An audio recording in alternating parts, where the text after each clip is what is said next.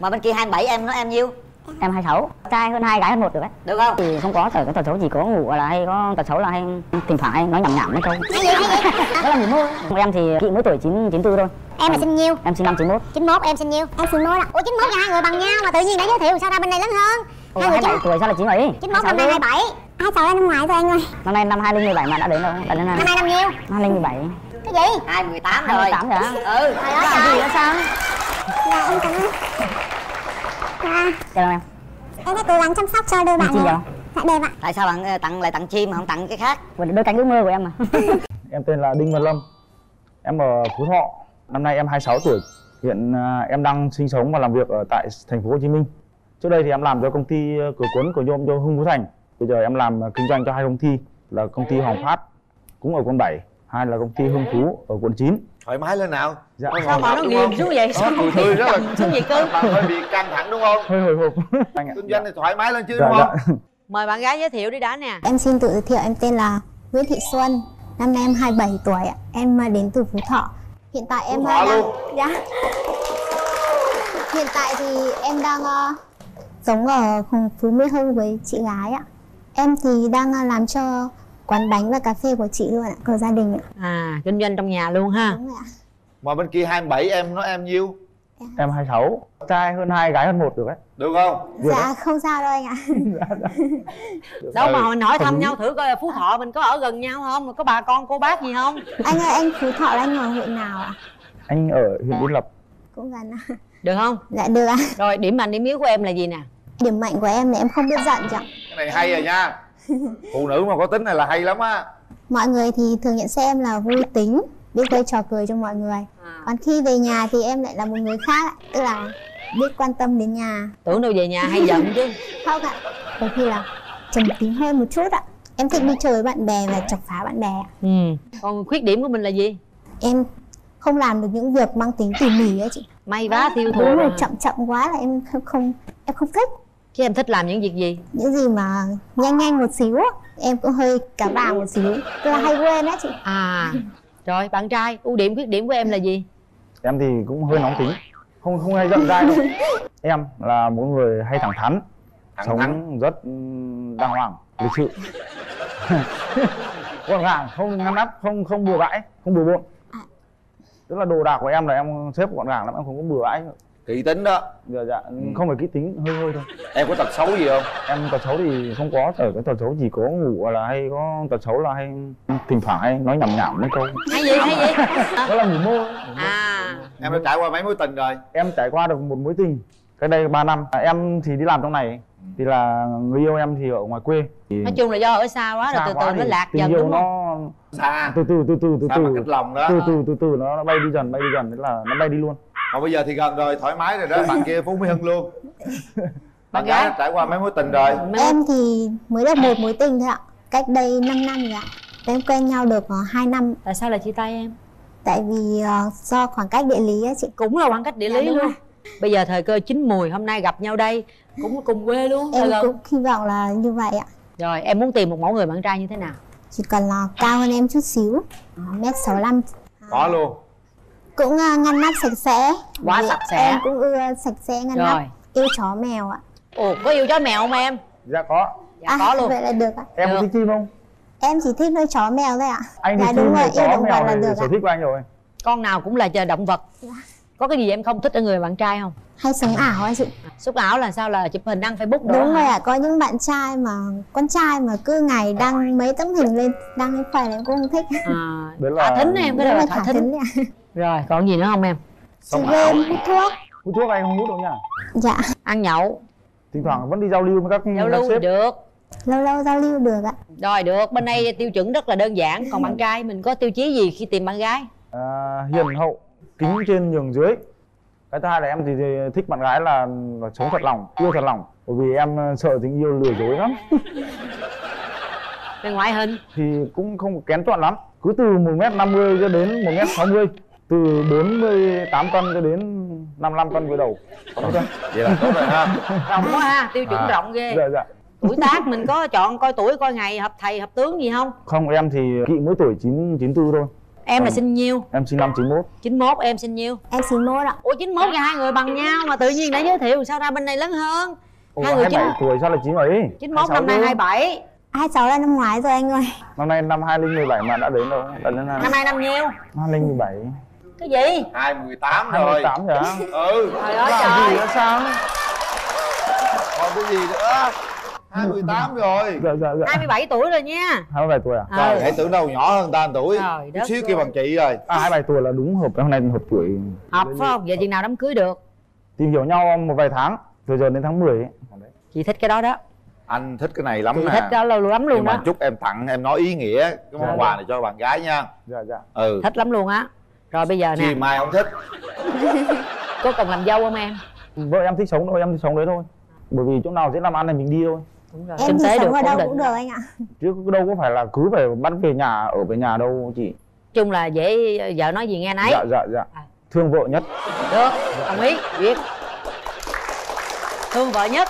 Ủa rồi còn cái này là sao? Hôm nay em có mang một món quà gọi là của quán nhà em làm á chị. À, có quà bên Có đó luôn quà, hả? có quà. Của bên nhà đây cũng có luôn anh quà ạ. chuẩn bị rồi. Chào em gái. Cho anh ạ. Bây giờ em nghe bạn trai nói, em cảm nhận chàng trai đó như thế nào? Em thì thấy bạn trai cũng là một mẫu người gọi là hợp cho gia đình đấy ạ. Quan trọng là yêu vợ nhất đó ha. Yêu vợ nhất là em thích rồi đó. Đúng không? Nhưng mà khoảng bao lâu thì em có thể cho người ta bước tới để đón em về được?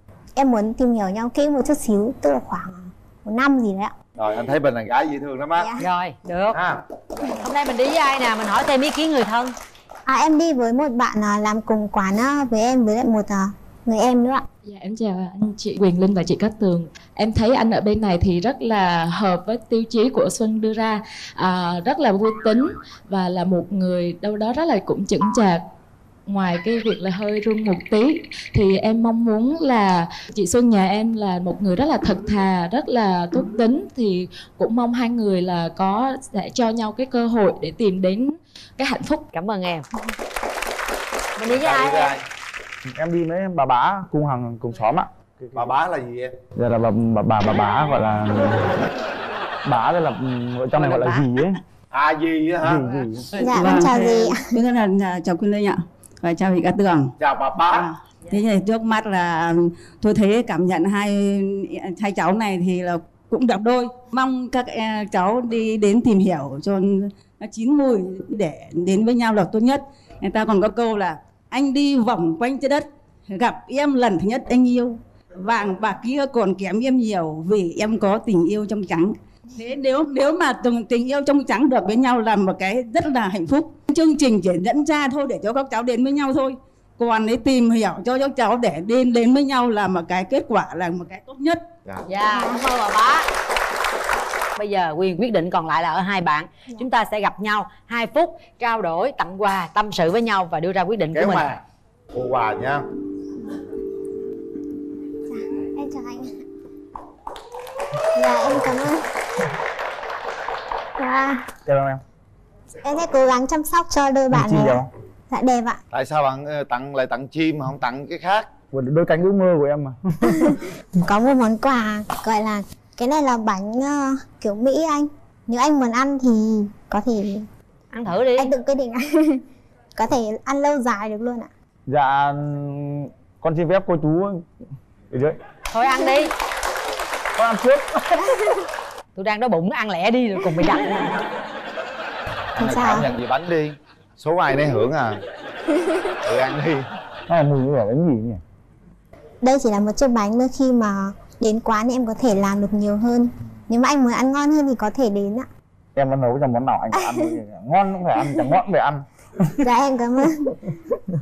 Tức là vẫn là bánh rồi. Đây em muốn cho anh thử luôn ở đây ạ. Bánh này bạn gái đích thân làm đó.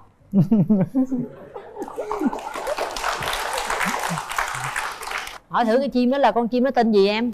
Ở chỗ này gọi là con yến, vậy yến gì? Chăm sóc nó có khó không ạ? Tại vì em cũng chưa có kinh nghiệm chăm sóc. Anh có mua đầy đủ đồ hết rồi. Đầy đủ đồ ạ? Bây giờ là chỉ có nếu em không chăm sóc được thì anh và em cùng chăm sóc cùng, nó sẽ lớn dần. Em chỉ quen chăm sóc chó với mèo thôi ạ. Chó mèo anh cũng nuôi nhiều. Bữa nay nói chuyện tình yêu chứ không phải nói chó chim mèo. Hai con chim đẹp Em lắm. nhận xét về anh thế nào? Để đây cho đẹp đó. Thấy anh là người khá chững chạc, hợp với cái tiêu chí của em ấy. Hợp không? Hợp ạ. 40. Thế còn anh ạ? Anh thì được, nhìn em được. Không gầy quá cũng không béo quá thì là được. Dáng này đẹp. Dạ em cảm ơn. Anh có nhiều thời gian rảnh không ạ? Anh thời gian rảnh thì thứ bảy chủ nhật. Lần đầu tiên hẹn hò á là để đi. Em thích xem phim không? Em thì em không thích xem phim. Ca nhạc. Tại vì tất cả các phim em đều không thích xem. Giống anh, ca nhạc. Ca nhạc thì có. Ok. Anh có thích hát không ạ? Chỉ thích nghe ca nhạc thôi, hát thì anh hát được một đôi vài đoạn thôi. Anh có thể hát thử một đoạn này được không ạ? Em hát một vài đoạn đấy, nhưng không hát. Rồi một đoạn cũng được nữa. Hỡi người yêu, em như là ánh sao bừng lên trong màn tim, lung linh đẹp sao. Anh không thuộc. Bây giờ mỗi người nhìn thẳng vào mắt nhau, nói một câu thôi, tình cảm, rồi chúng ta quyết định bấm nút. Mời bạn trai. Anh cứ nói đi. Đồng ý làm vợ nhé. Đồng ý làm vợ nhé. Đồng ý không? Hả? Cái này thì có vẻ là hơi gấp gáp quá, bởi vì cần phải thời gian chút xíu. Đây là chương trình của tìm hiểu nhau dài mà. Đồng ý nhé. Đồng ý không? Cái đấy thì chắc phải để khoảng thời gian sau rồi mình biết ạ. Đúng rồi. Thôi kết thúc đi, hết thời gian. Các bạn đã nói chuyện rất nhiều về nhau nha. Chúng ta có 3 tiếng đếm, suy nghĩ thật kỹ nha. Rất nhiều người đang theo dõi chúng ta, bấm nút là hẹn hò chứ không phải bấm nút để vui chơi, bạn bè, cà phê, cà pháo, không phải như vậy nhé. Suy nghĩ thật kỹ. 1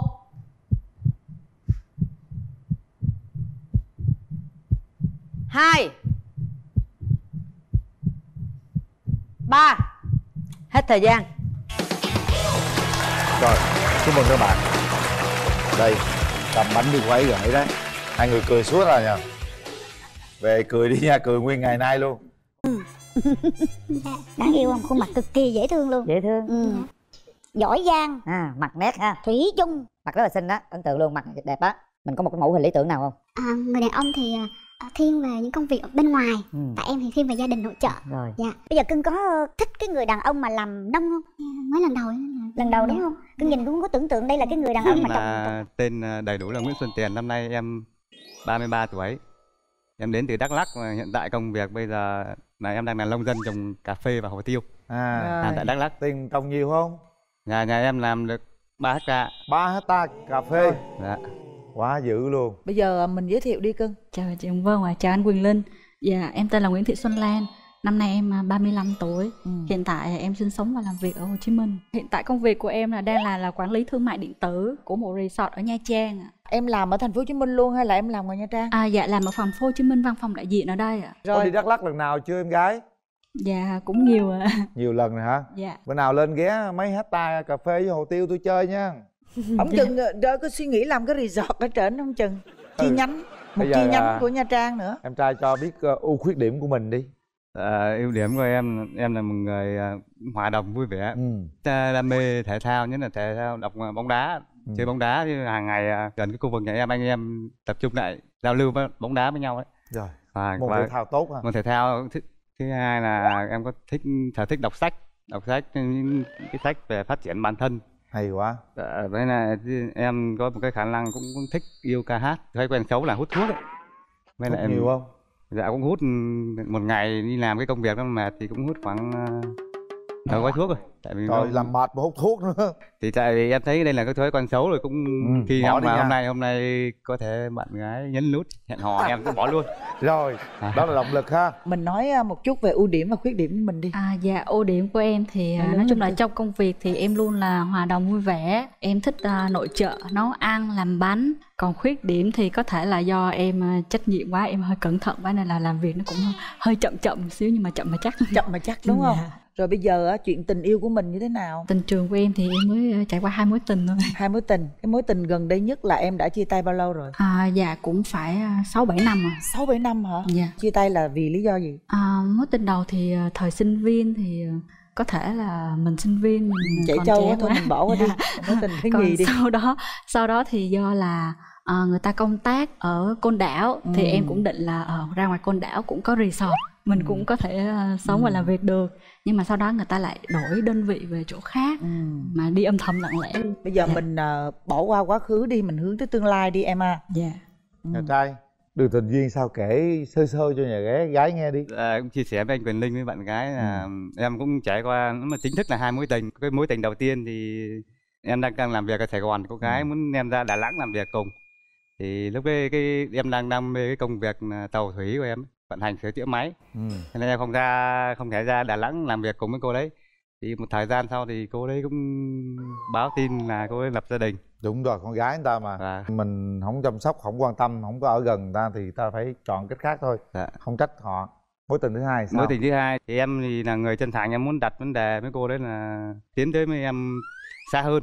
Thời gian sau bẵng thì không ấy nhắn tin, không ấy chia sẻ nhiều nữa. Nói chung là không có duyên nợ. Bây giờ em muốn tìm một nửa yêu thương của mình như thế nào? Đến cái tầm tuổi này em cảm nhận đấy, mình cũng tuổi chín chắn rồi. Em cần một cô gái có thể cùng em có sự thấu hiểu, cảm thông, chia sẻ và biết nhường nhịn lẫn nhau. Được không bà Mối? Chào em. Dạ chào cô. Tiêu chí vậy được không? Ai cũng phải mong muốn có một người bạn gái như vậy hết trơn á. Nhưng bây giờ là hỏi Cưng nè, Cưng có ngại về vấn đề là mình thua bạn gái mình 2 tuổi không? Tuổi tác con nghe con nghĩ không thành vấn đề. Rồi bây giờ Cưng có một cái tiêu chuẩn nào của cái người bạn gái mình không? Cao tầm khoảng từ 1m5 đến khoảng đến 1m6. Vì một cái ngoại hình không quan trọng lắm. Tốn gỗ, tốn nước sơn nữa. Được không? Ông thấy tôi làm sao?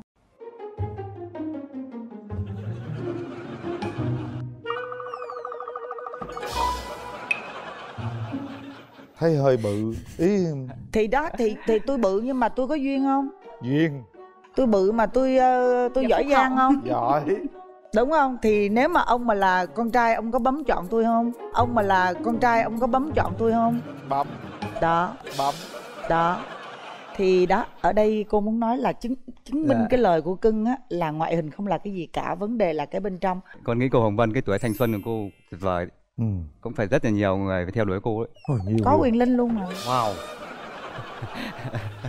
Càng múp míp càng dễ thương. Trời ơi, giá trị của múp míp tôi nói cho ông biết. Vậy đó. Ông chưa biết mà thôi. Cho tôi xem quyền mặt bí lắm. Đáng yêu không? Khuôn mặt cực kỳ dễ thương luôn. Dễ thương. Giỏi giang. Mặt nét ha. Thủy chung. Mặt rất là xinh đó, ấn tượng luôn, mặt đẹp á. Mình có một cái mẫu hình lý tưởng nào không? Người đàn ông thì thiên về những công việc ở bên ngoài. Tại em thì thiên về gia đình nội trợ. Rồi. Dạ. Bây giờ Cưng có thích cái người đàn ông mà làm nông không? Mới lần đầu. Lần đầu đúng không? Cưng nhìn cũng có tưởng tượng đây là cái người đàn ông mà trồng trọt. Không ai nghĩ nông dân đâu. Không có ai nghĩ đây là kỹ sư trồng nông trọt. dân hơn ảnh nữa. Ngộ lắm. Cái người nông dân. Bữa nay đi kiếm vợ khác, mang dài xịn hơn tôi luôn. Nhưng mà bạn này á, bạn này nhìn bạn này giống như là công tử vậy đó. Đó, ý là vậy đó, hiểu không? Nông dân thời 4.0 nó khác với nông dân ngày xưa. Bây giờ này em gái đi với ai? Dạ đi với gia đình với lại đồng nghiệp. Dạ có ba mẹ. Có ba mẹ. Có ba mẹ. Rồi xin chào cô chú. Chào bác. Thực lòng mà nói là như thế này, con bằng cái cảm nhận từ cái đáy lòng của mình, bằng cái cảm nhận thì tự mình là mình chọn cái quyết định đó. Đấy, thì còn cái về cháu trai thì thấy cháu cũng dễ mến, tôi cũng không có cái sự phân biệt gì về ở đây là nghề nghiệp hay gì cả. Cái chính là ở với nhau có hạnh phúc hay không thôi, chứ làm những cái địa vị này nọ cao sang nhưng mà đôi khi không có hạnh phúc thì cũng không phải là đúng thế. Gia đình nó phải là hai bên nó yêu thương thực sự. Đúng đấy rồi. là cái quan điểm của tôi là Rồi, cảm ơn mẹ. Hạnh phúc. Còn nghề nghiệp nào không quan trọng. Đúng rồi, mẹ quá hay luôn. Cảm ơn mẹ. Cảm ơn bác. Cảm ơn cô. Thế rồi mình đi với ai nào? Hôm nay con đi với em họ con. Thì hôm nay đến với chương trình thì em thấy bạn gái cũng là dễ thương và nhìn thì cũng tươi ạ. Nhiều khi chênh lệch về tuổi tác hay là về cái công việc thì cũng không quan trọng. Để mong sao hai anh chị gặp nhau cảm thấy hợp thì mình ở nút hẹn hò cho nhau. Cảm ơn em. Rồi, cảm ơn Cưng. Một cái băn khoăn nho nhỏ là hiện nay Tiền ở Đắk Lắk không thuận lợi trong tình yêu. Hồi nãy em có nói là hồi đó em ở thành phố Hồ Chí Minh đúng không? Em có cái thời gian 6 năm ở thành phố Hồ Chí Minh. Em làm gì? Em làm bên sửa chữa vận hành máy tàu thủy đấy. Bây giờ có thể khi nào em nghĩ là em có thể chuyển tiếp tục là đến thành phố Hồ Chí Minh không? Thì em nghĩ là khi mà em mà quen được một cô gái nào cái tình yêu lớn, đủ lớn thì em có thể quay lại Sài Gòn tìm một cái công việc gì đó, dành thời gian để tìm hiểu bạn gái. Sau đó thì có thể là khi mà tiến xa hơn thì có một cái định hướng vững chắc về nghề nghiệp để mang lại cái sự niềm tin cho cô gái đấy. Hai người có đủ niềm tin thì con nghĩ là sẽ đó là ý kiến chàng trai có thể trở lại thành phố Hồ Chí Minh. Rồi, mở rào đi. Ok. Thôi mở rào để mình lựa chọn quan điểm nào tốt nhất thôi ha. Bắt đầu đi Tiền. Không gian này là của em đó. Chào em, anh có một quà gửi tặng với em. Dạ, dạ rồi. Cà phê, anh là nông dân trồng cà phê nên anh gửi tặng em hạt cà phê. Dạ vâng. Dạ em cũng ly có cà phê quà. Ban Mê. Đây là bánh tự làm ạ. Mong là anh thích đồ ngọt. Dạ. Anh rất thích đồ ngọt đấy. Dạ vâng. Em có thể muốn thay đổi một cái môi trường công việc, ví dụ trồng cây không? Trồng cây thì không ạ, nhưng mà ví dụ như lên Đắk Lắk ở và làm khách sạn ở Đắk Lắk được. Wow. Dạ, tại vì mình làm là về bên khách sạn du lịch, cho nên là hệ thành phố nào có địa điểm du lịch, có khách sạn là có thể sống và làm việc được. Đắk Lắk giờ cũng là trung tâm du lịch đó. Dạ đúng rồi. Khi mà anh gặp một người chân thành thì anh có thể quay trở lại thành phố Hồ Chí Minh, có thể làm việc, tìm một cái công việc nó phù hợp với cái sở trường, năng lực của mình. Em muốn là người đàn ông tháo vát công việc bên ngoài.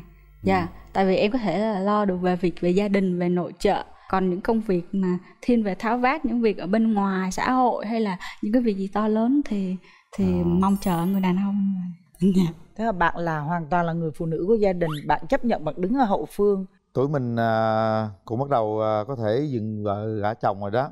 Bây giờ thử hai bạn bàn với nhau đi, trong thời gian bao lâu ta có thể làm điều đó? Nếu mà hướng tới tương lai gần thì có thể cuối năm nay chẳng hạn. Cái thời điểm của anh hơi khớp với em ấy.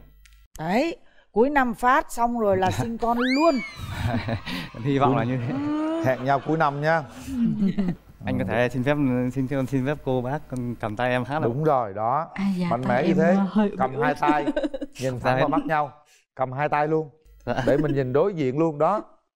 Anh xa em chẳng cũng chợt lẻ loi thân thờ, biển vẫn thấy mênh dài rộng thế, xa cánh buồm một chút đã cô đơn. Gió âm thầm không nói mà sao núi phai mòn, em đâu phải là chiều mà nhuộm anh đến tim. Sóng có nghĩa gì đâu nếu chiều nay em chẳng đến, dù sóng đã làm anh nghiêng ngả vì em. Quá tình cảm. Hãy nói tận đáy lòng của mình về người đối diện, em gái. Em cứ nhìn thẳng vào mắt anh, em cứ tự tin em chia sẻ. Đúng theo rồi, cái cách cảm nhận của em. Thấy nông dân 4.0 chưa? Dạ đâu có nông dân đâu. Anh nông dân thật mà. Vậy trai chạn cầm tay em đến nãy giờ mà không cảm nhận được. Dạ không. Em chỉ có muốn nói là hút thuốc lá có hại cho sức khỏe. Wow, anh. Nhưng mà anh hy vọng là hôm nay cái tình cảm của em sẽ đủ lớn dành với anh. Bấm nút hẹn hò cùng anh nghĩ là anh đâu cần hút thuốc nữa. Gặp em cần gì hút thuốc nữa. Tức là em bấm phát anh bỏ thuốc anh bỏ luôn, anh bỏ ngay lập tức. Tại vì anh nghĩ là cái con người của anh là giữ chữ tín rất là tốt. Nói được là anh sẽ làm được ấy. Dạ. Chúng ta về vị trí đi. Về vị trí đi. Detox không khí từ trong ra ngoài. Để tay mình nút bấm đi em trai, bên tay trái. Tay trái, đúng rồi. Thôi, hãy nhắm mắt lại, kiểm tra 30 giây con tim mình nó có rung động hay chưa. Rồi, chuẩn bị. 1 2 3. Trời ơi, bấm đồng điệu luôn mới ghê chứ.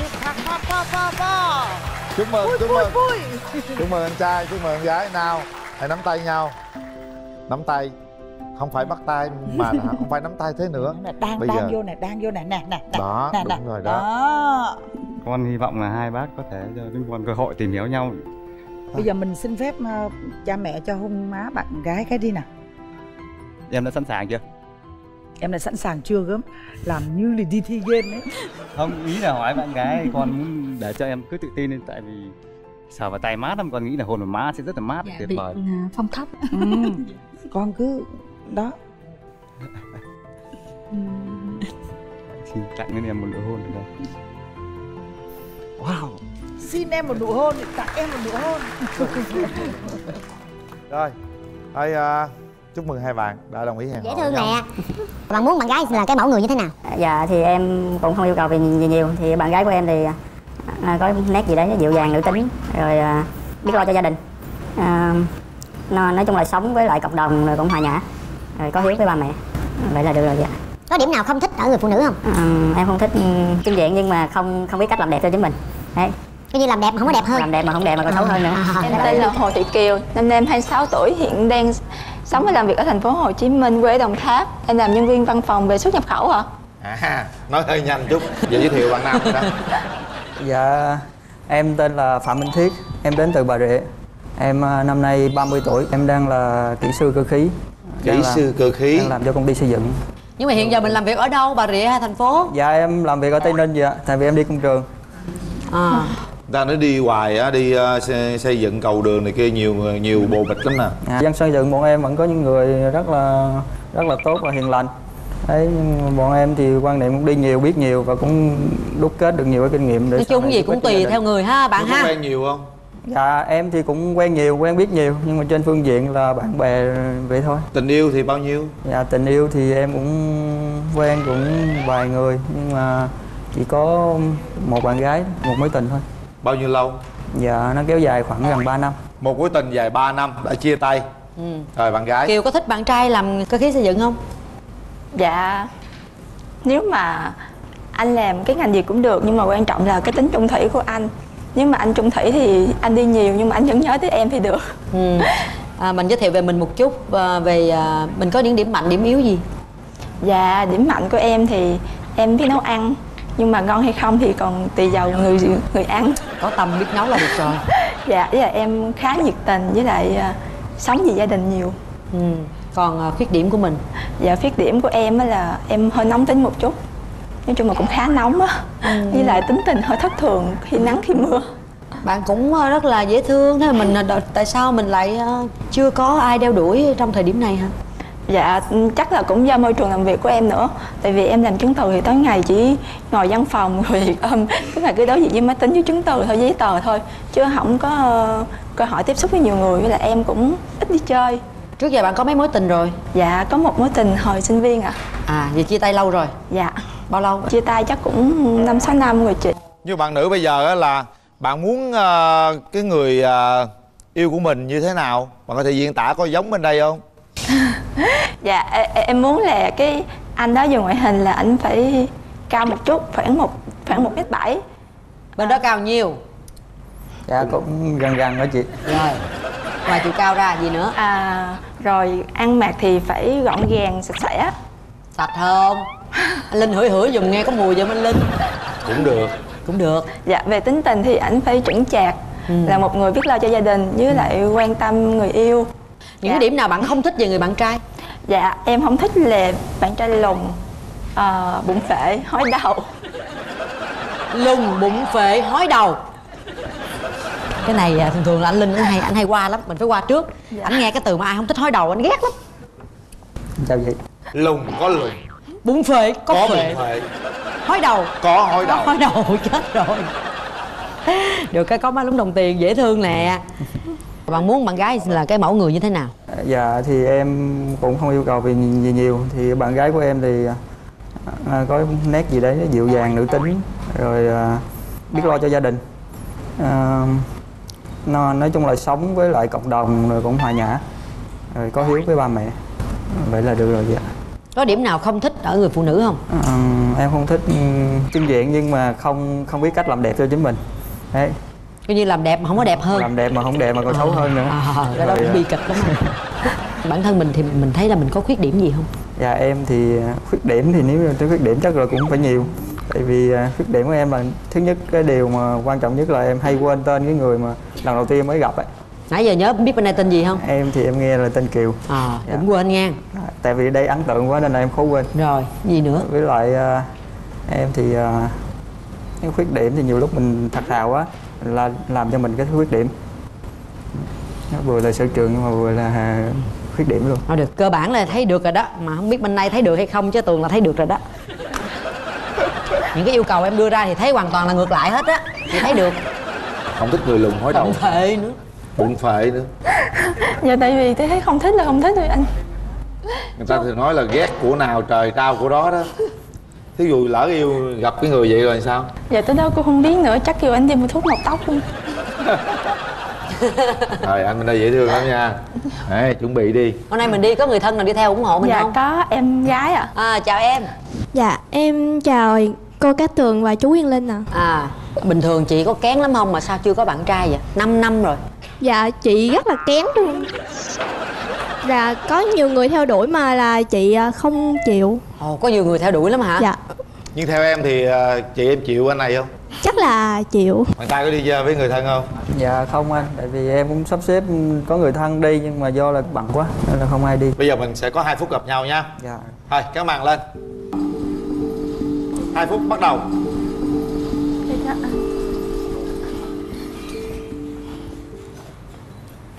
Anh tặng em bó hoa. Dạ cảm ơn anh ạ. Em có run không? Dạ hơi run. Thì anh nghĩ là với là một cái khán phòng như thế này thì anh cũng run nên không phải em đâu nên bình thường đi. Anh sẽ hỏi trước nha. Dạ. Thì em quan niệm thế nào về tình yêu và gia đình? Về tình yêu thì em nghĩ là yêu nhau là phải nghĩ tới tương lai và phải đặc biệt phải chung thủy. Còn về gia đình là mình sống là phải sống vì gia đình, nói chung là cái gì cũng phải nghĩ tới gia đình hết, tại vì gia đình là một cái nền tảng, như là một cái chỗ dựa cho mình. Em có thích mạo hiểm không? Dạ không, em sợ, em nhát á. Anh có thế này nha, nếu mà trong công việc anh ấy thì anh đang có công việc cố định, nhưng đến một cái lúc nào đấy thì anh như người chồng của em đi và sẽ là có nói chung bỏ ngang ở đấy để tạo một cái gì đó, cái bước gì riêng cho mình. Thì em có sẵn sàng đi theo để ủng hộ hay là cổ vũ không? Thì như anh nói thì em thấy nếu mà cái đó là một cái chí hướng của anh thì dĩ nhiên nếu mà đã yêu anh thì phải ủng hộ anh chứ. Cái đó là cũng mạo hiểm đấy. Như là có thể được mà có thể mất hết á. Dĩ nhiên là phải ủng hộ rồi. Rồi. Tại vì em cũng thích một người có chí hướng. Như anh nói là anh làm ở Tây Ninh như vậy á. Rồi nếu mà quen nhau thì anh có thường về Sài Gòn không hay là anh làm ở Tây Ninh rồi ở đó luôn không có về? Anh thì đi theo công trình nhưng mà có việc thì anh vẫn bố trí rồi về. Thấy cảm nhận gì trong đôi mắt của nhau? Có chút gì đó tình yêu chưa? Anh nói câu cuối nha. Dạ. Anh thì chắc có vẻ là anh dân công trường thì anh là một chàng trai rất là khô khan trong tình cảm lắm. Nhưng mà nếu mà yêu em ấy thì anh hứa là sẽ căng mẫn vun đắp cho tình yêu của mình là mãi là bền vững. Dạ. Còn bạn nữ hứa gì với bạn trai đi? Dạ thì nếu mà em với anh có yêu nhau á thì anh có đi đâu chăng nữa thì cũng hãy nhớ là em ở nhà luôn sẽ chờ anh. Trời ơi, hay quá. Bây giờ hát một bài gì đó tặng nhau đi. Vậy thì anh hát một khúc trong cái bài Tình Em Là Đại Dương của nhạc sĩ Duy Mạnh. Từng con sóng xô ngoài khơi, từng cánh chim bay thấp thoáng, bước đi trong tiếng sóng, gợi cho ta về những kỷ niệm ngày xưa. Mỗi khi hoàn hôn mình lại cùng ra đấy quang quýt bên nhau, cùng với sóng với gió ta đã hòa chung tiếng ca. Rồi hợp rồi đó. Hai người song ca ấn tượng lắm á. Bằng nhau. Bằng nhau. Chúng ta sẽ có 3 tiếng đếm để quyết định xem đồng ý hẹn hò hay không.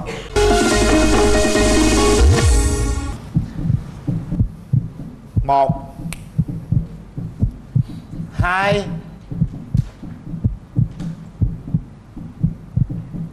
3. Hết thời gian. Chúc mừng các bạn. Như vậy là chúng ta đã hẹn hò với nhau sau những giây phút trao đổi và nhìn thẳng vào mắt nhau. Nắm tay nhau. Cảm thấy thế nào? Dạ tay lạnh nhưng mà trong đấy ấm. Tay lạnh mà về Đồng Tháp đẹp đó các bạn nha. Đồng Tháp hay lắm. Người khác hạnh phúc đúng không? Dạ vâng ạ. Vậy là hay rồi. Vậy là em một người đàn ông nấu ăn giỏi đó. Dạ vâng, có em không biết. Vậy là khỏe rồi nha cô gái. Nếu mà về nhà không nấu ăn để bên nhà trai tôi nấu nha. Vâng. Nhưng mà đó là ưu điểm thôi, còn khuyết điểm là có cái gì không? Dạ khuyết điểm em nói đi ạ. Em thì đó. hay tự ti bản thân tí. Nói cũng nghe nha. Mời em ngồi. Mời nhà trai giới thiệu về mình. Dạ. Em xin chào anh Quý Linh ạ. Rồi em. Em chào chị Ngọc Anh ạ. Dạ. Em chào nhà gái ạ. Em chào tất cả quý vị khán giả. Em tự giới thiệu, em tên là Nguyễn Tấn Cường. Em 35 tuổi ạ.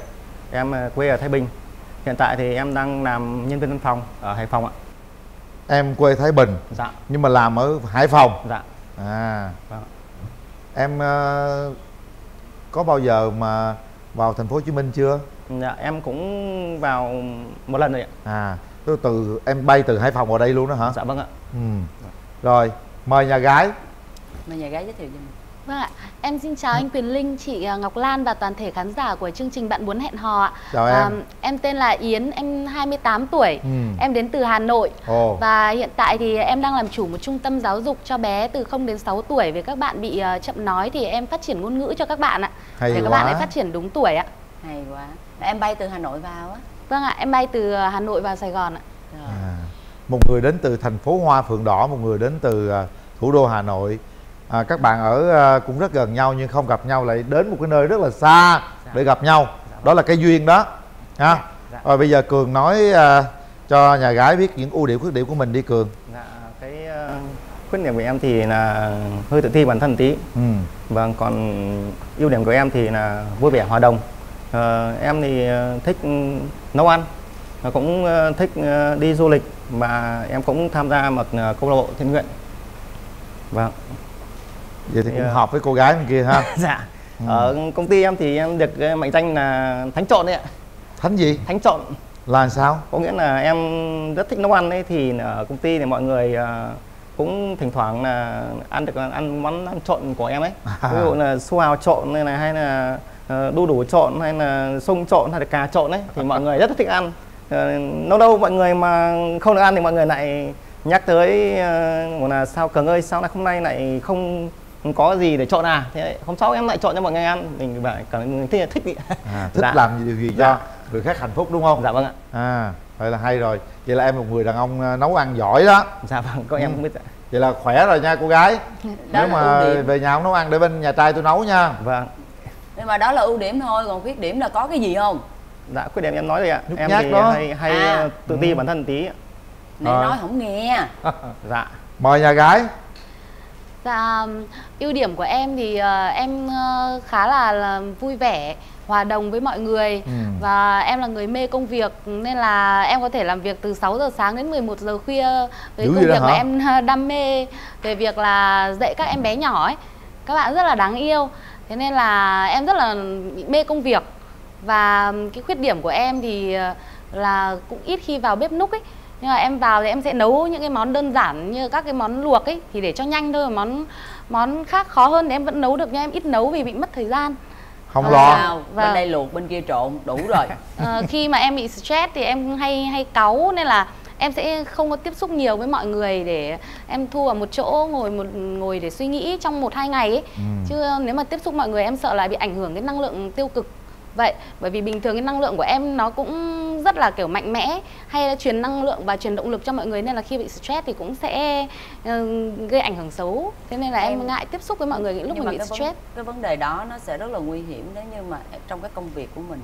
Thì chị không biết là em có tách ra được cái công việc của mình với lại cái stress vì cái cuộc sống của mình hay không? Tại vì công việc của em rõ ràng là rất là dễ bị stress.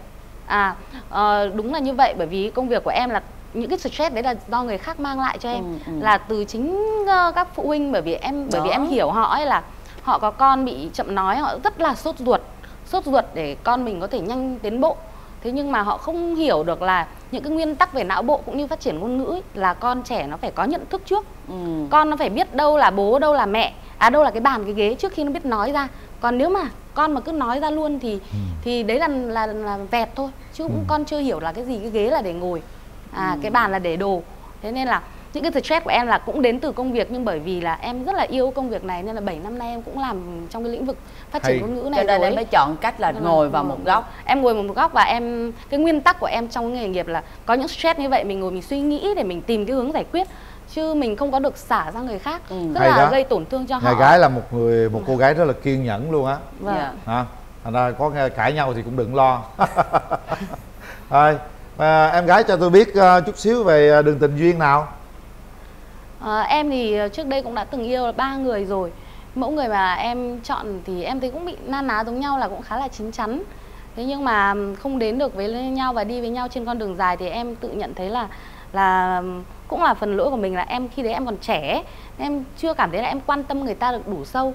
Nhưng bây giờ cái độ trưởng thành hơn thì em thấy là khi yêu là mình cần phải dành thời gian cho người ta nhiều hơn, quan tâm người ta nhiều hơn, phải biết cho đi trước khi mình nhận lại. Nhưng ngày trước thì các anh 3 người yêu ấy cũng đều rất là quan tâm nhưng mà không có được em đền đáp lại tình cảm ấy. Thì bây giờ khi mà đến trưởng thành rồi em mới nhận thấy là cũng là do mình. Đấy, nên bây giờ mình cần phải thay đổi bản thân thì tình yêu mới tới và mới lâu bền, mới bền chặt. Đúng rồi. Trời, vậy bây giờ ai mà yêu cổ là sướng luôn ấy nha. Cô đã nhận ra điều đó đúng không? Em thay đổi khi mà em bước qua độ tuổi 27, khi mà đợt dịch Covid xảy ra ấy, thì là em sống chậm lại hơn. Thay vì trước là cứ quay cuồng với công việc thì bây giờ mình ngồi mình suy nghĩ là trước đây nhiều người yêu mình nhiều đến mức như thế mà tại sao mình không đền đáp tình cảm người ta. Nên là bây giờ mình phải thay đổi bản thân mình. Đúng rồi, hợp lý quá. Đó, nhà trai nghe vậy là an tâm rồi ha. Dạ vâng ạ. Rồi tình trường nhà trai như thế nào nè? Dạ vâng, em thì cũng trải qua được 3 mối tình, nhưng chính thức thì 2 mối tình đấy thì em cũng yêu, cũng là em quan điểm của em đấy là yêu hết mình, yêu cháy bỏng, yêu làm sao để cho cái người yêu của mình ấy được hạnh phúc. Nhưng mà do nhất công việc của em đấy, nên lại em cũng hay phải, trước thì em cũng mở một quán ốc hải sản thì em cũng bây giờ có rất là bận, đâm ra là nhiều khi em cũng không để ý với bạn gái nhiều lắm. Thì khi em phát hiện ra bạn ấy có người khác thì em cũng chia tay. Còn mối tình thứ 3 thì cũng thật ra là kể ra thì nó cũng là một cái gì đó mà đến nay em cũng chưa hiểu nổi mà tại sao em lại yêu người ta như vậy. Bởi vì em quen bạn ấy cũng 3 năm trời mà chỉ nhắn tin gọi điện trên Zalo thôi ạ. Thế là bạn ấy cũng trả lời em, thì hai người nói chuyện với nhau thì cũng là rất là vui vẻ, mà cũng muốn em bảo là xác định đến với nhau thì cho nhau cơ hội để chúng ta tìm hiểu nhau, gặp nhau ngoài đời. Nhưng bạn ấy cứ khất thần thiết mòn, là tuy nhà bạn ấy nhà mấy anh em cách nhau có hơn 7 cây số thôi, rất là đi lại nó không có gọi là khó khăn gì cả, nhưng bạn ấy cứ khất thần thiết mòn là nào lý do là dịch bệnh, nào lý do là công việc nọ công việc kia. Thì em bảo là nếu như em mà yêu anh thì em hãy cho nhau cơ hội để gặp nhau, chứ cứ quen biết này nói chuyện qua mạng thì nó cũng không đi đến đâu cả. Nên thì em cho bạn cơ hội trong vòng 1 tháng thì bạn ấy không làm được điều đó thì em cũng nói là chia tay. Và khi đó thì em cũng mải công việc nên là cũng chưa nói đến mà em gia đình. cũng nhẹ dạ quá. Quen nhau trên Zalo 3 năm trời gặp mặt mà em yêu người ta dữ dội vậy đó. Thì tính em là cũng muốn là tìm được người ai đó mà gần một chút đấy, để mình lấy với nhau thì mình có đi lại, gia đình đi lại nó thuận tiện hơn. Gia đình ai cũng có công việc mà. Coi Zalo có thấy mặt cổ không? Có hả? Dạ. Thấy mặt Zalo mà không cho gặp mặt ngoài đời. Dạ vâng, thế nhiều khi tính ra anh này là cũng chung thủy đó chứ, cũng cố gắng 3 năm mà đàn ông tụi tôi chung thủy lắm. Đeo chỉ có qua Zalo mà tụi yêu nhau vậy luôn á. Chỉ có phụ nữ làm khổ đàn ông thôi. Trời ơi trời, cái gì vậy trời. Chứ còn gì nữa. Ôi chào em gái. Em chào anh Quyền Linh ạ. Thấy thương anh này không? Thấy không? Nhẹ dạ ghê không? Mới qua Zalo mà yêu 3 năm không thấy. Anh trung ông tình nhiều quá. khi ông đó ông Zalo mới được 3 năm chứ mà gặp một cái là nghỉ 3 ngày. 3 ngày. Trời ơi, mai mốt em phải có người yêu xong em mở lại cái Zalo đó, em kết nối, em cho gặp người yêu mới của em cho ta biết mặt. Trời ơi, tính như mình nhỏ nhen trả thù dễ sợ luôn á. Trả thù, yêu 3 năm không cho người ta gặp ngoài đời, tức xong tức. Mà tức ha. Ừ. Không nghĩ sao kỳ vậy trời. Cô đó chắc cổ có chồng hay cũng muốn kiếm thêm. Thôi đừng nghĩ rồi mày nhiều. Chứ ai đâu kỳ lạ vậy. Cách nhau có 7 cây số hả? Dạ vâng. Vậy mà gặp anh phải tìm mọi cách anh tới cho bằng được nhà luôn, để coi cậu có chồng chưa hay là. Đúng rồi, sao em không canh nè. Canh tới. Nhưng mà bạn ấy chỉ nhắn tin gọi điện thôi, chứ bạn ấy cứ em có gọi điện thì bạn ấy bận bảo là lý do là nơi kia này không có nhà, hay là bạn ấy đi làm hay là kia. 3 năm trời. Ừ. Coi chừng là người máy đó. Người máy còn đỡ, gặp người ma. Ghê lắm. Chị ạ. Tâm linh à. Có hung nhau qua màn ảnh không? Dạ chưa. Nhưng mà có gọi FaceTime không? Có gọi thấy hình không? Có thấy hình mà. Có gọi thấy hình hả? Mà không có hung qua màn ảnh luôn mà vẫn yêu người ta. Mà em yêu cái điểm gì đó em nói chị nghe coi. Thì người ta nói chuyện cũng vui vẻ, hòa đồng, cũng nói chung là cũng biết quan tâm, chăm sóc. Thỉnh thoảng gọi điện là anh ăn cơm chưa, anh ngủ chưa, vậy thôi hôm nay anh có mệt không. Vậy thôi mà yêu đắm yêu đuối. Tức là người ta cũng có một cái tình cảm gì với mình thì người ta mới quan tâm như vậy. Thôi nói chung là mấy người phụ nữ, mấy người hại đàn ông tôi quá. Đàn ông tôi nhẹ dạ mà cái vụ dỗ đàn ông tôi không. Anh vơ đũa cả nắm quá, có vẻ đâu cô gái nào cũng như cô gái đấy đâu. Tội nghiệp. Đàn ông cái đó người mái, tôi nói cái đó người mái. Đàn ông chúng tôi nhẹ dạ cả tin lắm. Bị phụ nữ dù hoài. Khổ gì đó. Nhiều khi FaceTime rồi có app rồi. Có khi có app rồi. Đúng rồi. Dám gặp ngoài. Có khi có app rồi gặp ngoài ngại. Vậy là app hại các anh con trai chứ không phải là phụ nữ chúng tôi đâu. Xài tới app chảo luôn á. Thành ra là nó không muốn gặp ở ngoài. Thôi vậy cũng hiểu lý do rồi ha. Đó vậy đi cho nó đẩy nhẹ đầu đi. Giờ mình nói về tương lai đi, nói về người mới đi. Đúng rồi. Em muốn tìm một nửa yêu thương của mình như thế nào? Em thì muốn tìm một người cao trên 1m7 và ngoại hình thì mập xíu thì em cũng mập cho tương xứng. Không, cũng dày, bên đây cũng được. Đừng có dùng chữ mập, em là múp míp dễ thương.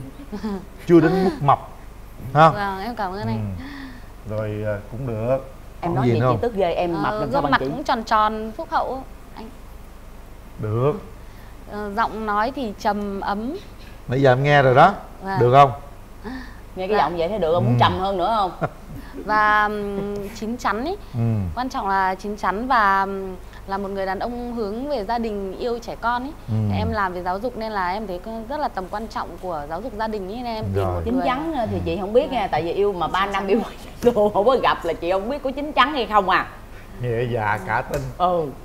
Thôi được rồi. Nãy gì yêu cầu nhà gái đó em thấy đáp ứng được nhiêu % em gái? Thấy đáp ứng được. Nói chung là em không tự hào đáp ứng được bao nhiêu %, nhưng mà em sẽ cố gắng làm hết khả năng của mình. Cái gì mà mình còn thiếu mà mình đắp vô. Dạ vâng. Bây giờ còn em sao? Dạ. Em muốn có người yêu làm sao? Em thì muốn người yêu của em thì thứ nhất là biết quan tâm em, quan tâm gia đình em và chăm lo gia đình. Sao? Đấy. Bên đây dư đặc sức biệt luôn. là phải gặp mặt đúng không? Dạ vâng. Còn quan trọng nhất là nhất định là không có xài app nói luôn. gì thì nói, nhưng mà mình cứ phải thực tế. Thực tế. Hồi mở rào cho gặp chứ không phải gặp qua màn ảnh nữa. Đúng. Dạ vâng. Mà trước khi mở rào mình hỏi. Nhiều người cũng nói tôi bữa nào cho gặp Ngọc Lan ngoài đời đi, để coi giống trên màn hình hay không. Màn hình dễ thương xinh quá. Nhiều khi mấy ông camera này cũng dùng app đó. Ủa mọi người nhìn Ngọc Lan ở ngoài đời này mọi người dễ thương đúng không mọi người? Đó thấy chưa? Đúng rồi đó. Ủa chưa thấy rồi lại. Ngồi im ru à, tức ghê vậy. Rồi em gái đi ra em gái. Dạ em đi cùng bạn em ạ. Bạn Hà Nội rồi. vào ạ. Đại diện nhà gái cho xin ý kiến coi. Nay Ngọc Lan đẹp thiệt, xinh đẹp giống truyền hình hay không, hay là ảo thôi? Em chào anh Quyền Linh, chào Ngọc Lan và chào khán giả trong trường quay. Dạ chào nhà gái. Thì chị là bạn của Yến. Dạ. Thì chị thấy như này là Yến thì dành hết thời gian cho công việc rồi. Vâng. Giai Bắc mình thì thường hay đòi hỏi người nữ là việc nội trợ nhiều quá. Mà Yến thì chắc là không có thời gian dành cho công việc gia đình nhiều. Vâng. Chắc là chỉ có ngày cuối tuần thôi. Mà em thì chị thấy em cũng ngoài đi làm em cũng có thời gian mở thêm nhà hàng nữa. Thì chị nghĩ là bây giờ phải một trong hai người bớt lại. Mà cái sự nghiệp của Yến thì nó đang trong đà như thế thì em hy sinh một chút.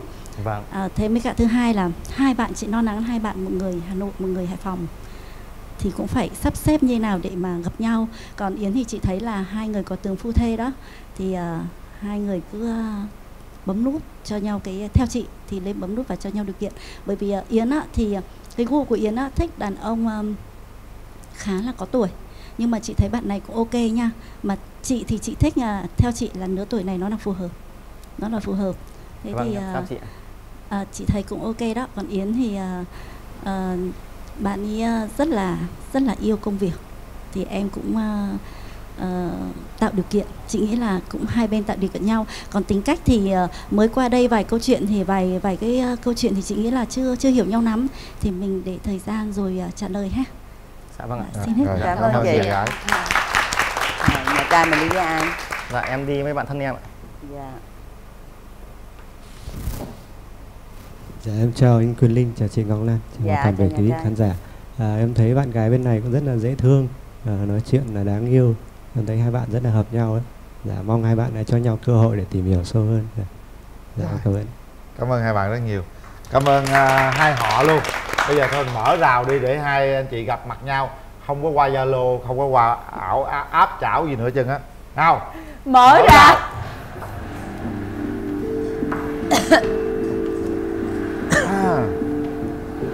Đó, cô gái đang hiện diện trước mặt em đó là thật nha. Chào em.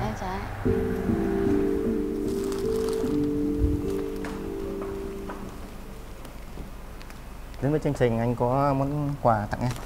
Em cảm ơn anh ạ. Đối với chương trình Bạn Muốn Hẹn Hò thì em cũng có món quà là một cuốn sách tặng anh để anh có thể thấu hiểu thêm về tâm lý của phụ nữ, thì cũng dễ hơn cho việc là sau này anh trò chuyện thì thấu hiểu tâm lý thì cũng là một cách để kết nối với nhau được sâu hơn. Rồi, anh cảm ơn em. Rồi, về vị trí ngồi đi các bạn. Đó. Bây giờ trò chuyện qua cái hàng rào tình yêu rồi, bây giờ mình gặp mặt thật sự luôn rồi đó. Cảm nhận đi em trai. Em thấy cô gái sao nè? Xung em cảm nhận bạn gái cũng xinh xắn, nhưng mà nhìn bề ngoài thì cũng được, hiền lành, cũng có tướng phu thê với mình. Em cảm nhận thế nào về anh? Em thấy hình dung thì cũng gần giống mẫu hình mà em đang tìm, là một người đàn ông cao hơn em tầm khoảng hơn 1m7 và cũng mặt tròn tròn phúc hậu. Anh thì cao 1m73. Như em nhìn anh có mặt có giống như thế không? Vâng. Ý em nói là mặt phúc hậu. Vâng. Thì em cũng đang cảm nhận thì cũng thấy gần giống ạ, cũng mặt cũng tròn tròn như em. Cảm ơn em. Quan điểm của em như thế nào về hôn nhân? Quan điểm hôn nhân là hai người ấy, là giống như trồng một cái cây thì hai người cần phải vun đắp chứ không để là từ một phía được ấy. Và quan điểm của em về việc là hôn nhân thì cần phải là quan tâm lẫn nhau, thấu hiểu tâm lý của nhau, phù hợp về quan điểm cũng như cái lối sống. Em thì làm về giáo dục nên em rất là quan tâm việc là nuôi dạy con cái, nên là em cần người đàn ông nó phải thấu hiểu để cùng nhau nuôi dạy con cái thật là tốt trong cái giai đoạn là 0 đến 6 tuổi. Bởi vì là cái giai đoạn đầu đời này là cái dấu mốc để phát triển em bé cũng như là phát triển về nhân cách ấy, là cái nôi để nuôi dưỡng tâm hồn em bé. Thế nên là em cần tìm một người đàn ông là như vậy, thấu hiểu để... Nếu mà anh không làm được đó thì đã có em rồi, nói gì, đúng không? Không, vẫn là nuôi con để hai người đấy anh ạ. Có nghĩa là đôi khi là anh có thể là chưa được nạp như ý em muốn, nhưng mà có em rồi thì chúng ta cùng nhau giúp cho con cái mình nó sẽ tốt đẹp hơn. Em sẽ đào tạo cho anh. Quan trọng trọng là phải cùng nhìn về một hướng, chứ còn nếu mà nuôi dạy con mà cứ chống đánh xuôi kèn thổi ngược là con nó sẽ phát triển không có toàn diện ấy. Nó sẽ cứ ai chiều nó sẽ nghe theo. Thế nên là phải hiểu và cùng làm theo về một hướng, chứ không có một người này dạy một kiểu, người kia dạy một kiểu. Anh thấy cái khó của hai bạn hồi nãy giống như chị nói đó. Tức là bạn kia rất là yêu nghề và gần như bạn không có thời gian, mà hiện nay hai bạn đang ở xa nhau, cách nhau hàng trăm km đó, thì giải quyết chuyện đó thế nào, hẹn hò thế nào, hai bạn thử bàn với nhau coi. Em thì làm có được nghỉ ngày nào? Em thì sống ở Hà Nội, em có trung tâm riêng thì cũng có các bạn nhân viên làm thì em chỉ quản lý thôi. Nhưng mà thường là cứ em nghỉ ngày nào em tự chọn thôi. Nhưng mà thường là đầu tuần em sẽ bận rộn hơn, còn cuối tuần em rảnh hơn. Em cứ bàn giao công việc với các bạn thì em chỉ quản lý chung thôi. Em có gì muốn hỏi anh không? Nhà anh thì có bao nhiêu anh chị em nhỉ? Nhà anh thì có 3 chị em, 2 chị cũng đều lấy chồng có cháu hết rồi, có mình anh thôi. Anh thì đang sống ở huyện nào nhỉ? Anh thì gốc của anh thì ở Thái Bình, nhưng mà anh thì đang sống ở Kiến An, Hải Phòng. Anh làm công việc hiện tại là anh đang bán đồ, như em thấy em hiểu là bán đồ nhậu đúng không? Bán đồ nhậu thì anh mới tạm dừng nghỉ vì đợt vừa rồi là anh cũng có nhiều việc ấy. Mới lại anh cũng mới làm mới xin công việc mới, ra là cũng chưa có người để cùng nhau làm ấy, thì anh cũng tạm thời là nghỉ cái đó. Vì trước anh cũng làm ở trên Hà Nội và xong rồi cũng bị cái dịch Covid, xong là nó kia thì nhà hàng nó không hoạt động tốt ấy, thì là anh cũng tạm thời mới nghỉ. Đang nếu mà có thời gian, nếu mà sau này mà có thời gian mà vợ chồng mà cùng kết hợp được nữa thì anh cũng muốn mở lại, để mình muốn mở. Thứ nhất là không có gì ngoài mà cái công việc mình làm nó sẽ được thụ động hơn. Mình thích làm quản lý thời gian của mình, không thời gian của mình ấy, nó sẽ được tốt hơn để mình chăm sóc gia đình. Thì anh cũng muốn là sau này mình sẽ mở lại. Trước là anh ở Hà Nội, anh ở quận nào ạ? Anh thì ở Hà Nội thì anh ở Hà Đông. Hà Đông là gần Kiến Hưng ấy, gần em biết khu đô thị Thanh Hà không? Vâng, em thấy cũng khá xa. Xa nội thành ấy. Trước là anh học trường gì ra nhỉ? Anh thì học hàng hải, nhưng mà anh bỏ giữa chừng thì xong rồi anh đi học nghề anh làm thôi. Chứ không anh cũng không theo nghề mấy, vì căn bản bạn anh cũng học hàng hải ra, xong rồi bạn anh bảo là cũng vất vả, nó kia đi thuyền tàu bè các thứ, xong kia theo anh bảo thế thì mình đi tìm cái nghề gì đó mình học làm kiếm sống thôi, chứ không học gì. Quan trọng là bây giờ cũng là đam mê thôi. Có đam mê thì mình sẽ tạo được lửa để mình làm nghề. Với mỗi một nghề làm đều có những cái vất vả riêng. Khi em làm thì em thấy là như vậy, em không thấy cái nghề nào mà làm ăn chân chính mà em thấy được nhàn nhã cả. Em thấy nghề nào cũng vất vả. Nói chung là đã làm công việc kinh doanh ấy, thì nó sẽ tốt hơn là công việc làm thuê. Mình làm thuê thì mình cứ có mồ hôi thì mình có tiền, mà hết mồ hôi thì mình hết tiền thôi. Đấy, còn mình kinh doanh thì mình có thể là hôm nay có thể là mình kiếm được nhiều hơn, ngày mai có thể kiếm được ít hơn, nhưng mà mình bù lại thì mình sẽ no được cái gia đình nhiều hơn. Lúc nào mình cũng có mặt ở gia đình ở kia các thứ. Trước là anh bán quán nhậu là cũng ở Hà Đông luôn nhỉ anh nhỉ? Anh cũng bán ở Hà Đông, mà sau này anh cũng chuyển về Hải Phòng anh làm, nhưng mà nó cũng không thành công lắm, nên là anh cũng bảo là thôi tạm thời nghỉ, vì các bạn là cái mặt bằng nó thuê nó cao quá, xong rồi mình mà bán mà không có người quản lý, là mỗi mình làm nó vất, mà làm đêm làm hôm các thứ nó cũng vất vả. Khâu quản lý nhân sự cực kỳ quan trọng.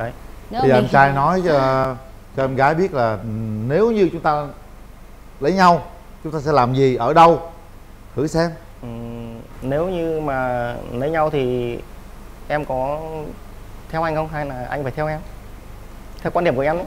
Em thì công việc của em là phải ở các thành phố lớn, thì em cũng đang phát triển dần.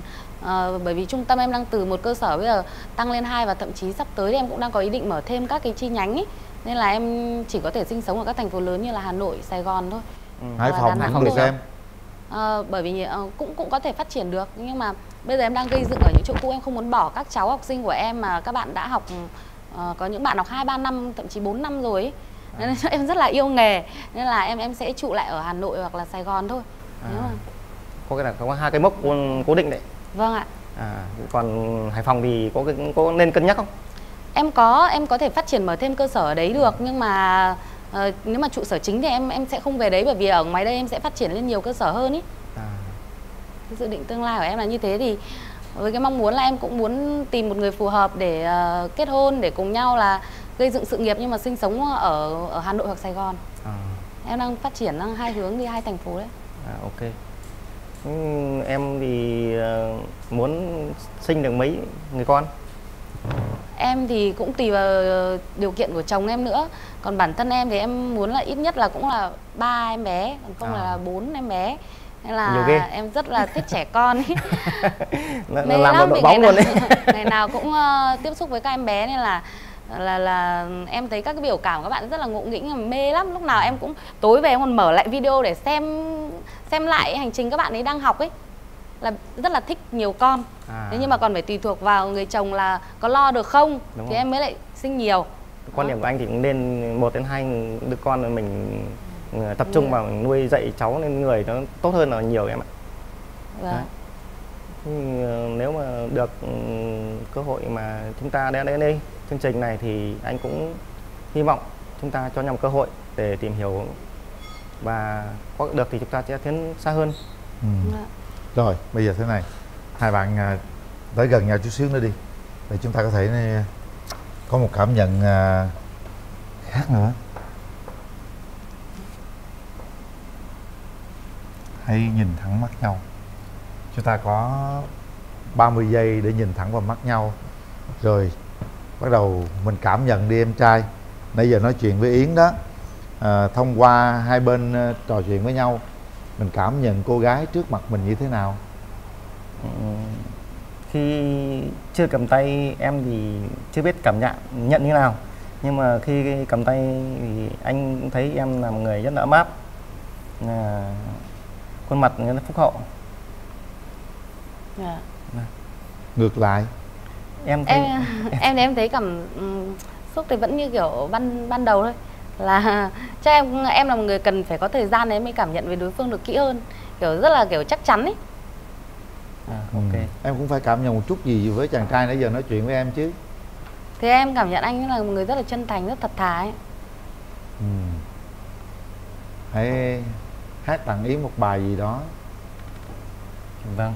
Thì trên chương trình này thì anh cũng đã chuẩn bị một bài hát, thì anh cũng hát tặng em một bài hát là Chỉ Yêu Mình Em. Mình cứ nắm tay, các bạn đang giao lưu về mặt cảm xúc đó, để chúng ta đưa ra một quyết định chín chắn không? Cứ nhìn nhau mà hát. Vừa ngày nào ánh mắt ta trao nhau lần đầu, nụ cười em đã khắc sâu trái tim của anh. Phải làm sao cho quên đi bao nhớ thương về em, phải làm sao cho phút giây đó ngừng trôi mãi.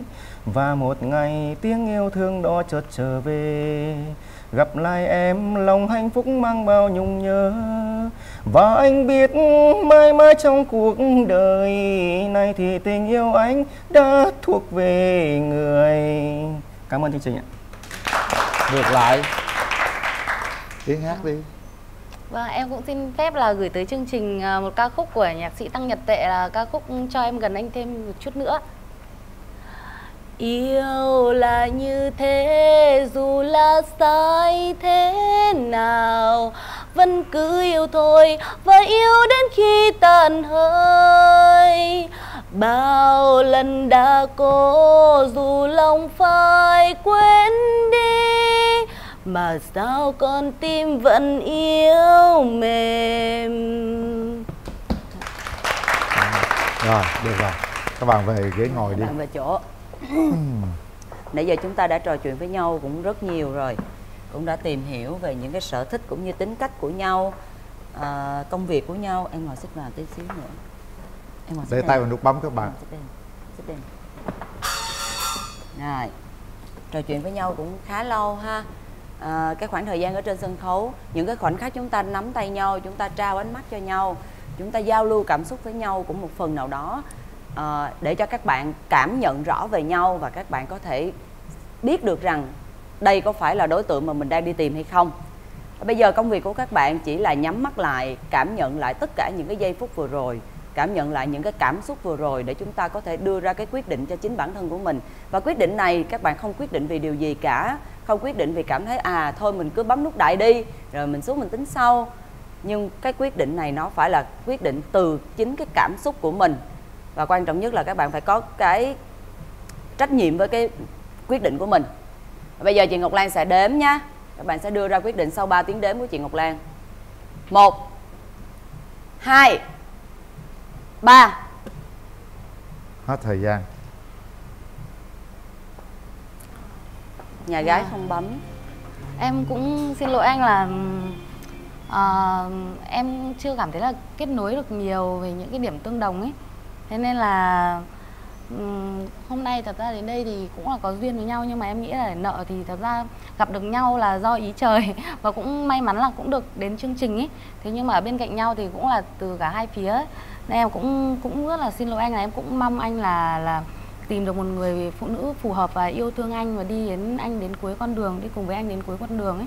Bởi vì là khi trò chuyện với anh này em sợ một vài cái điểm mà cái ước mơ của em nó lớn quá ấy. Em sợ nếu cứ đi tiếp thì sẽ làm tổn thương, mà em không muốn làm tổn thương ai ấy. Nên là ngay từ ban đầu nếu mà có những cái điểm phù hợp thì em cũng sẽ đồng ý. Nên em là thật lòng em mong muốn là em chúc anh hạnh phúc và tìm được một người phụ nữ thực sự là hiểu anh và yêu anh ạ. Cảm ơn em. Thực sự hơi buồn tí nhưng mà sao? Dạ. Hơi buồn tí. Nhưng mà nếu thật lòng thì anh nghĩ rằng em hãy đến Hà Nội và thăm cô ấy, nấu cho ấy ăn một vài món mà mình đã từng nấu. Em cũng mời anh qua nhà em. Biết đâu được ha. Vâng. Không phải chúng ta không bấm là không còn cơ hội đâu, cơ hội vẫn đang trước mặt chúng ta. Vâng. vấn đề là chúng ta có cố gắng hay không thôi. Thôi, cảm ơn hai bạn rất nhiều. Chúng tôi trân trọng những quyết định của các bạn. Điều đó đúng. Chúng ta không hợp với nhau, chúng ta không cảm giác không đu đồng với nhau, cũng không cần bấm để làm mất thời gian lẫn nhau. Và trên sóng truyền hình sẽ có rất nhiều nút bấm dành cho các bạn. Yên tâm về điều đó nha. Chúc các bạn sẽ luôn luôn gặp nhiều may mắn và sớm tìm ra một nửa mảnh ghép yêu thương của mình. Dạ. Em cảm ơn chương trình, cảm ơn anh Quyền Linh và chị Ngọc Lan ạ. Đây là phần quà của chương trình dành cho các bạn. Sản phẩm hóa mỹ phẩm, nước rửa tay, nước rửa chén, nước lau sàn. Dạ, cảm ơn. Đây là bộ son da thép Vina KOA gửi tặng cho bạn gái.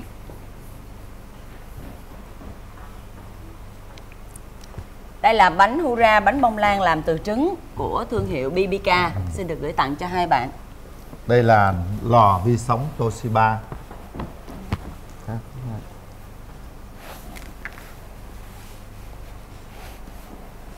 Đây là cặp mũ bảo hiểm Royal, xin được gửi tặng cho hai bạn. Rất tiếc thì cặp mũ này không được đi cùng nhau rồi. Hy vọng rằng ngày nào đó nó cũng sẽ đi cùng nhau đó chứ. Dạ, không hay. Rồi, cảm ơn các bạn đã tham gia chương trình.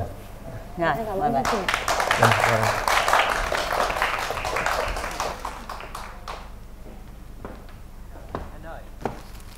Nè em.